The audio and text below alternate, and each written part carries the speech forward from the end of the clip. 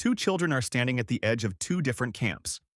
The adults behind them are still wary, arms crossed, watching carefully, unsure if this new group can be trusted with anything important. But the children aren't thinking about any of that. One of them just found a beetle. He's holding it out. The other child leans in to look. Neither of them speaks the other's language. Neither of them needs to. In a few minutes, they will be playing a game that didn't exist 5 minutes ago, invented entirely on the spot by two people too young to know they were supposed to be afraid of each other. This happens more often and more reliably than almost anyone expects. Anthropologists studying documented first contact scenarios, the rare, careful encounters between groups with little or no prior connection, have noticed a strange and consistent pattern. While the adults are still in the careful, tense work of assessing each other, exchanging cautious gestures, calculating distance and risk, the children have usually already moved past all of it, sometimes within minutes, sometimes faster than the adults have even finished deciding whether to approach at all. This isn't naivety. It's a different kind of calculation entirely,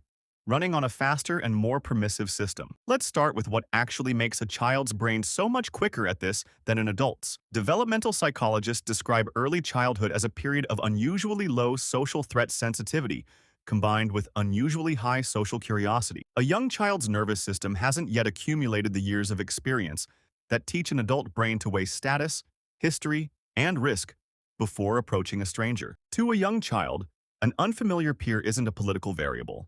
It's mostly just a potential playmate, evaluated on a much shorter, simpler checklist. Are they roughly my size?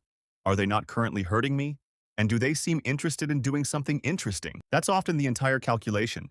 Compare that to the adult version of the same encounter. An adult bringing a stranger into their trust has to weigh territory, resources, reputation within their own group, the safety of dependents, and the entire weight of their community's history with outsiders. A child weighing the same encounter is mostly asking whether the other kid wants to chase something. This difference shows up consistently in the archaeological and ethnographic record, even though play itself almost never survives as physical evidence. Researchers studying contemporary isolated or semi-isolated communities, alongside historical accounts from explorers, missionaries, and early anthropologists, repeatedly describe the same basic sequence. Adults negotiate cautiously, sometimes over hours or days. Children, placed in proximity even briefly, begin some version of shared play almost immediately, often well before the adults have reached any formal agreement at all. There's a specific detail that shows up again and again in these accounts. The games invented in these moments are rarely anything either child already knew. They're built on the spot,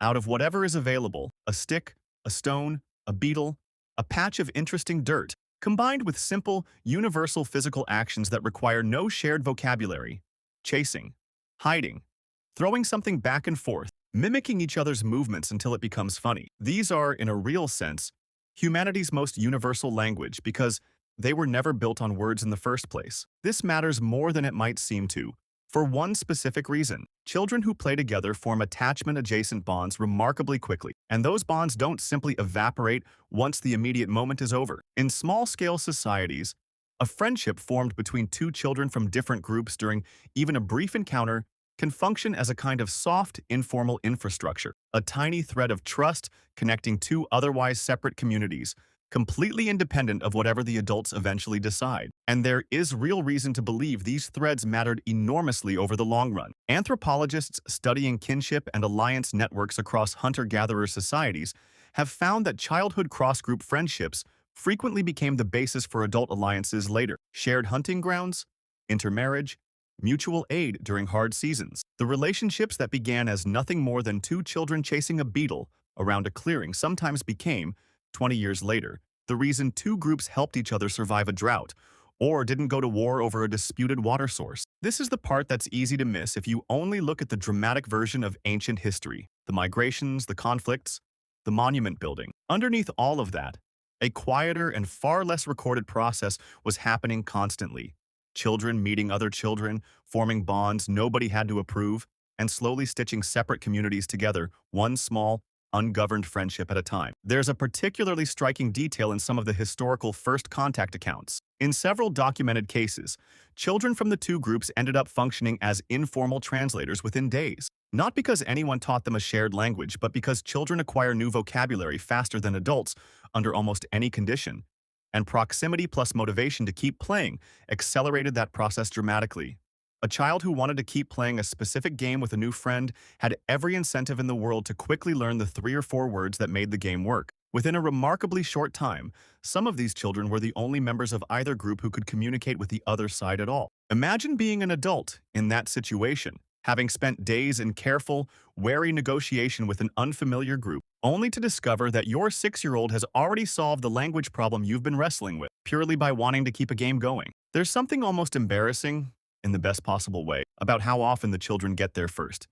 This pattern hasn't disappeared. It's just become smaller and far less dramatic, the same way every other ancient instinct explored throughout this channel has quietly persisted into modern life. Put 2 children from completely different backgrounds, languages, or cultures on the same playground, and within minutes, in almost every documented and casually observed case, something resembling friendship begins, well before either child has any conscious framework for why that should or shouldn't be possible. Adults watching this happen often describe a specific, recognizable feeling, a kind of wistful astonishment, the sense of watching something effortless that they themselves lost access to somewhere along the way. That loss is real and worth sitting with for a moment. As children grow older, their nervous systems gradually take on the same status tracking, risk weighing, history accounting machinery that makes adult trust so much slower to build. This isn't a flaw. It served their ancestors well. Careful adults who assess strangers thoroughly survived more reliably than careless ones. But it does mean that the easy, almost weightless trust available in early childhood is, for most people, something that fades rather than something that's available on demand for the rest of life. Which may be exactly why watching it happen in someone else still affects people the way it does. There's a reason footage of children from completely different backgrounds playing together, laughing at the same joke despite speaking different languages, tends to move adults far more than it should for something so ordinary. Some part of every adult watching that scene seems to recognize something they used to have effortless access to, and no longer do. For nearly all of human history, long before any formal diplomacy existed, this quiet process was already running in the background of nearly every first encounter between unfamiliar groups. 2 children, too young to know they were supposed to be cautious, simply found each other interesting enough to keep playing. And somewhere in that ordinary, unremarkable moment, something far larger than a game was usually beginning, whether anyone older noticed it happening or not.